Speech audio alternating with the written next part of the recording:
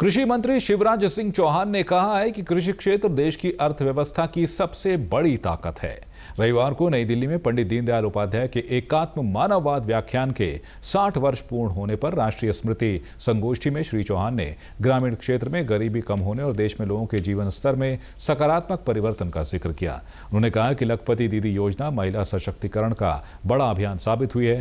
कृषि क्षेत्र में प्रगति के बारे में उन्होंने बताया कि हाल ही में धान की 2 नई किस्में विकसित की गई हैं, जिनसे उपज में 30% की वृद्धि होगी। इन किस्मों में पानी की 20% कम आवश्यकता होगी और ये 20 दिन पहले ही पक जाएंगी। उन्होंने कहा कि भारत राष्ट्र के रूप में सांस्कृतिक विरासत और आधुनिकता के सामंजस्यपूर्ण संगम के साथ आगे बढ़ेगा।